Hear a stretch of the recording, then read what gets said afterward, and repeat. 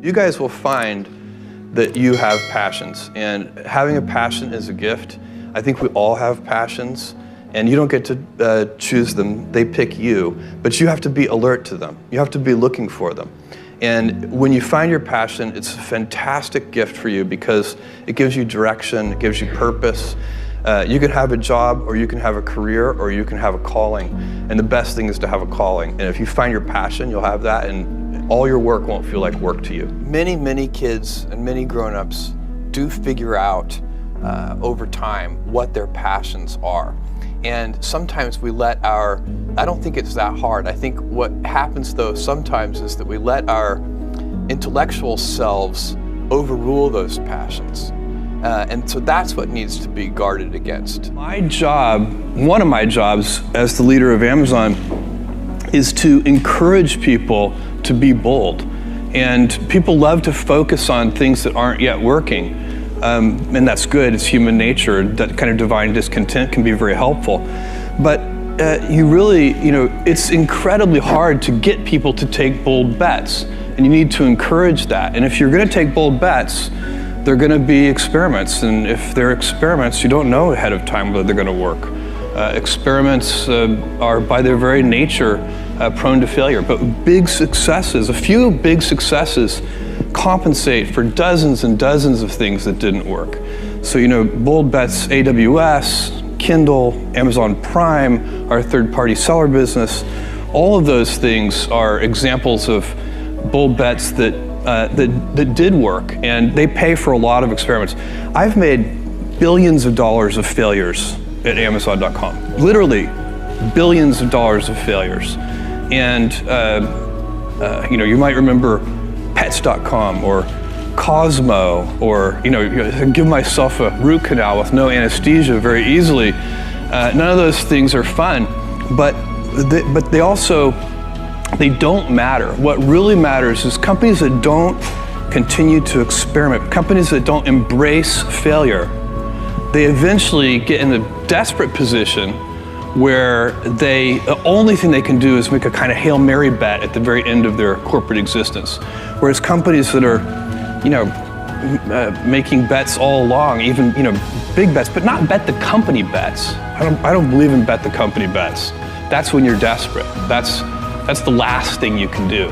It's not, you could be out of work and have terrible work-life balance. Even though you've got all the time in the world, right. You could just feel like, oh my God, I'm miserable, and you would be draining energy. And so you have to find that harmony. It's a much better word. And I think for most people, it's about meaning. People want to know that they're doing something interesting and useful. And for us, because of the challenges that we have chosen for ourselves, we get to work in the future, and it's super fun to work in the future for the right kind of person. You need to be nimble and robust. So you need to be able to take a punch, and you also need to be quick and innovative and doing new things at a high speed. That's the best defense against the future.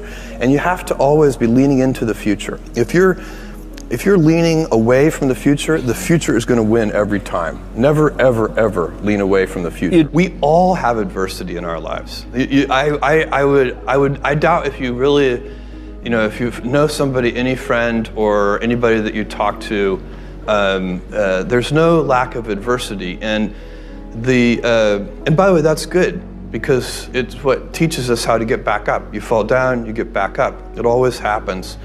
And you get certain gifts in life, and you want to take advantage of those. But I guess my advice on adversity and success would be to be proud not of your gifts, but of your hard work and your choices.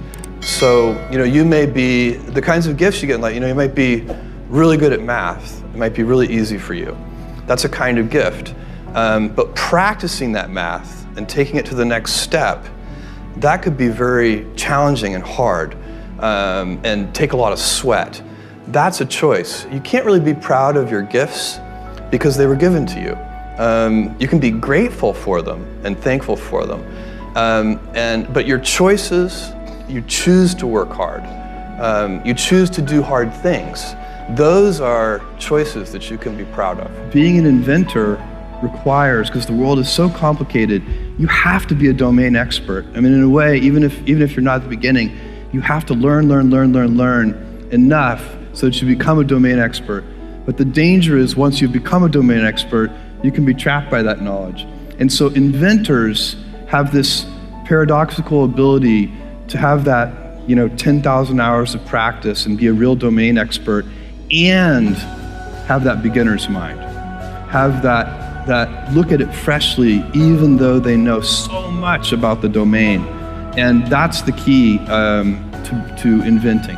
You have to have both. And I think that is intentional. I think all of us have that inside of us, and we can all do it, but you have to be intentional about it. You have to say, yeah, I am going to become an expert, and I'm going to keep my beginner's mind. You can't skip steps. You have to put one foot in front of the other. Things take time.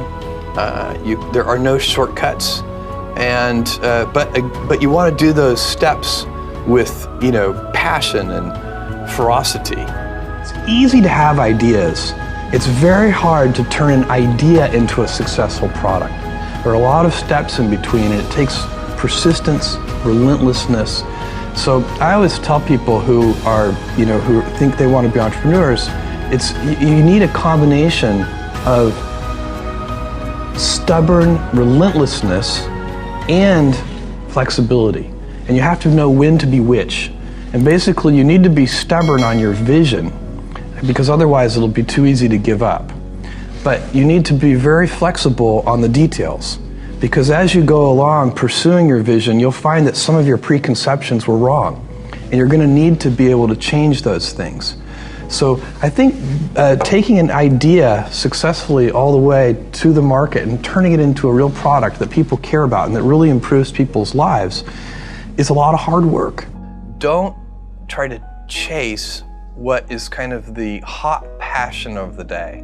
I think we actually saw this, I think you see it all over the place in many different contexts, but I think we saw it in the internet world quite a bit, where at the sort of peak of the sort of internet mania in say 1999, you found people who were very passionate about something. They kind of left that job and decided, I'm going to do something in the internet, because it's it was almost like the the 1849 gold rush in a way. I mean, you find that people, if you go back and study the history of the 1849 gold rush, you find that at that time everybody who was within shouting distance of California was, they might have been a doctor, but they quit being a doctor and they started panning for gold. And that almost never works.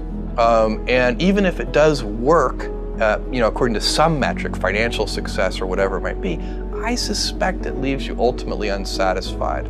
So you really need to be very clear with yourself. And I think one of the best ways to do that is this notion of projecting yourself forward to age 80, looking back on your life and trying to make sure you've minimized the number of regrets you have. That works for career decisions. It works for family decisions. Do you want? I have a 14-month-old son, and it's very easy for me to, if I think about myself when I'm 80, I know I want to watch that little guy grow up.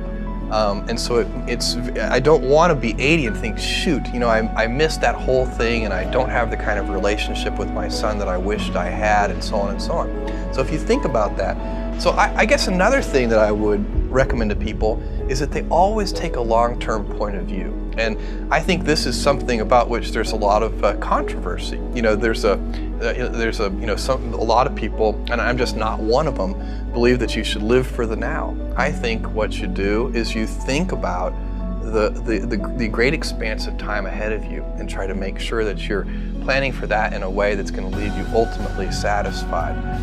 So this is the way it works for me. And I mean, everybody needs to find that for themselves. So I think there are a lot of paths to satisfaction, and you need to find one that works for you.